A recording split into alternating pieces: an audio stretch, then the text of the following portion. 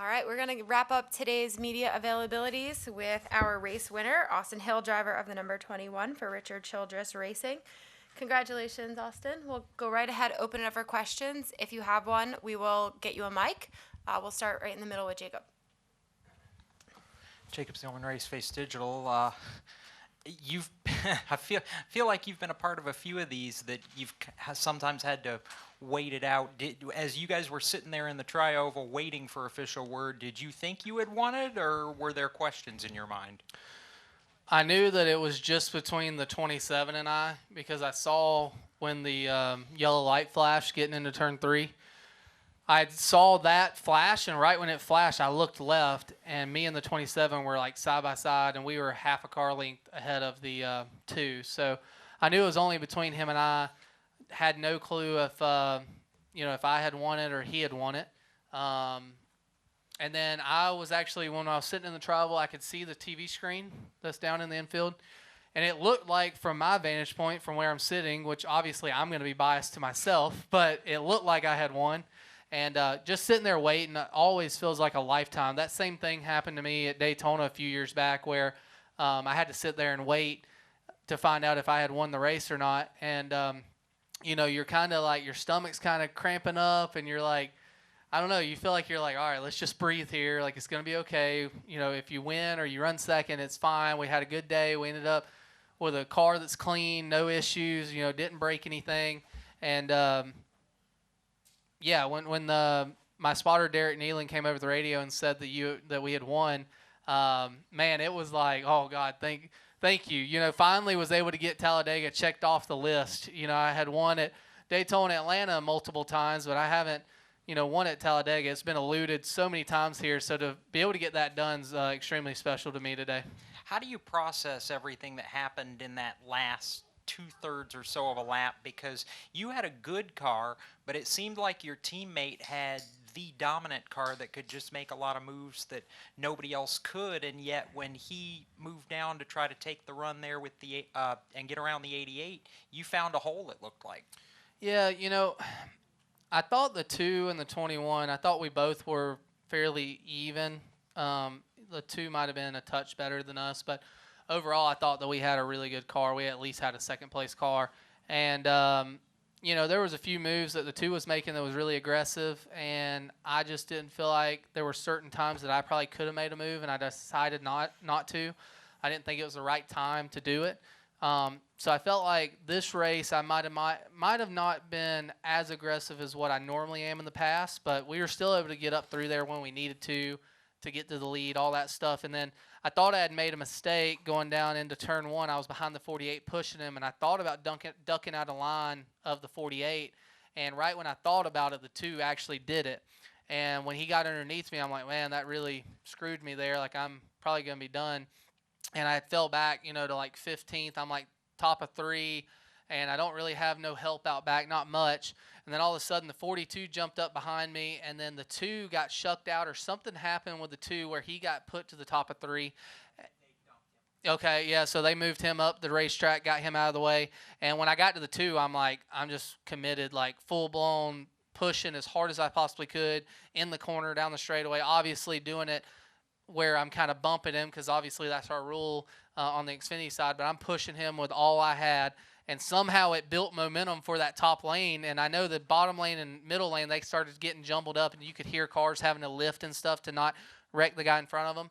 And then when we came to the white coming off of 2, I just like linked up to the 2 and just pushed him as hard as I possibly could. And when he turned left to go to the inside of the 88, I just was like, my only hope here to win the race is to stay top. And right when I decided to stay top, the 88 went across the 2's nose, wrecked. And then at that point, I knew I had some help out back. I was just wide open, and I'm like, well, if the caution comes out here, I got to be ahead of him.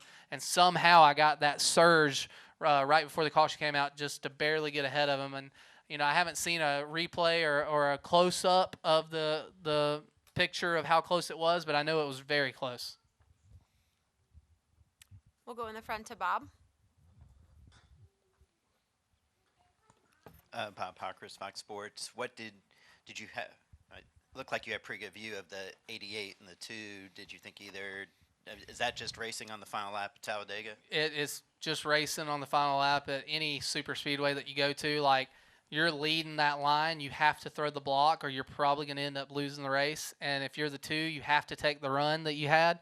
So really you can't put anyone at fault. It's just racing at the end. And, I've been on the side of the same thing where I had a run and I went to shoot the middle at Daytona. The 1 came down and turned across my nose, ended up wrecked, and we ended up somehow winning that race. But, when it comes down to white flag at these super speedways, nobody's lifting. Like, if that would have been stage 1 or stage 2, the wreck doesn't happen because the 2 would have lifted for the 88, and that wreck would have never happened. But with it being white flag, like, nobody in the field is going to lift for that. So it's, it's a tough deal just because I feel like the 88 had to make the block, but he probably could have made the block sooner.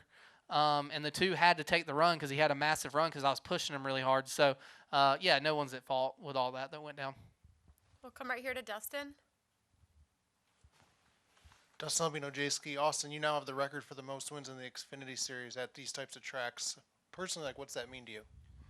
Well, going into this weekend, I didn't even really think about it. I knew after the last Superspeedway win that somebody had mentioned to me at RCR about that I was tied with, I think it's Senior and Stewart, right? It's Tony Stewart and Dale Senior. And I was like, oh, man, that's really cool. And, when we won the race and we're sitting in the travel and Derek, my spotter, comes over the radio and says, you just won, then he ends up following it up with, like, you just broke the record. Like, you're the guy now. Like, you have a new, you got 9 and the previous record was 8.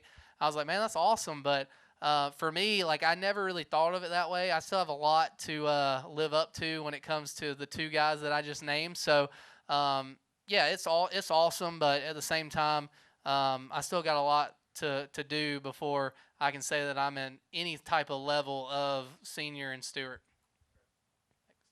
Are there any other questions for Austin? Come right over here to Tracy. Hi, I'm Tracy with Novel Photos.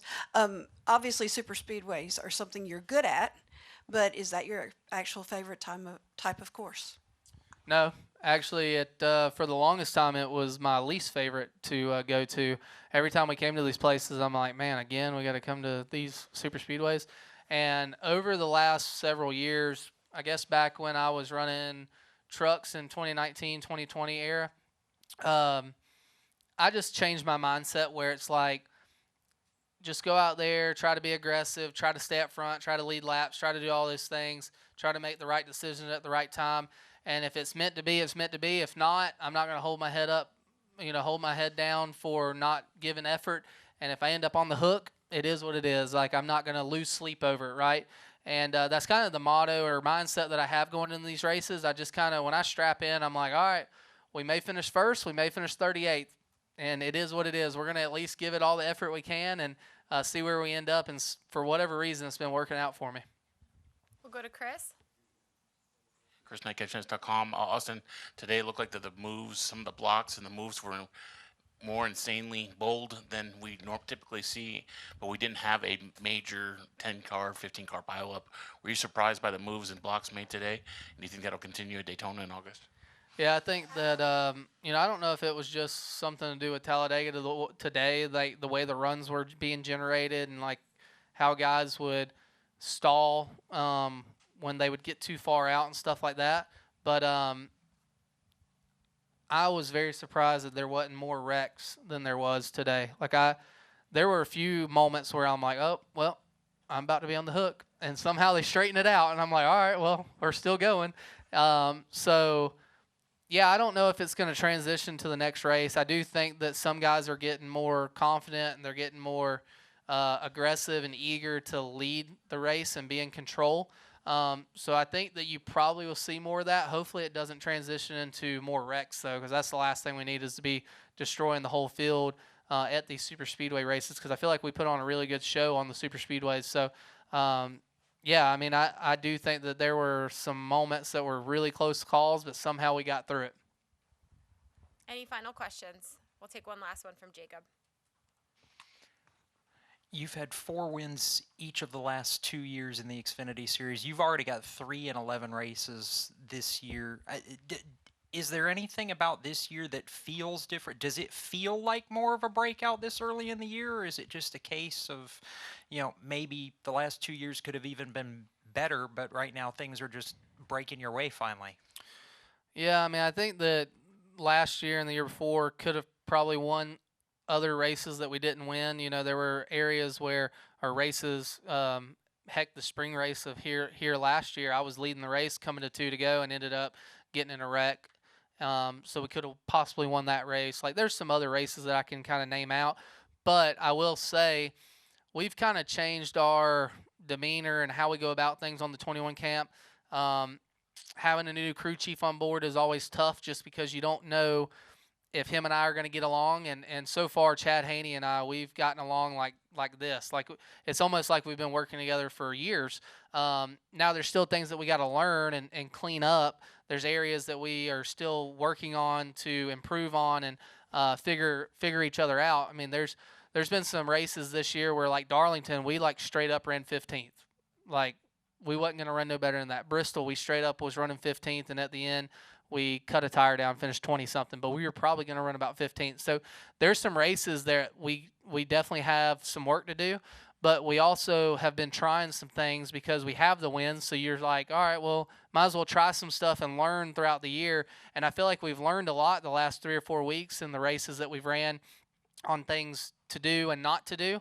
So hopefully going into Texas, we can apply the things that we've learned and have a strong showing at Texas. We've been really close to winning there numerous times. So I think it could be one of those years where, I don't want to speak too soon or anything like that, but I just have the confidence in this 21 team this year, even a little more than I've had in years past, just the way that we're working together. So there's no telling, where our limit is on wins that we could get this year. All right. Thanks for your time. And Yeah, congrats thanks, on guys. the win.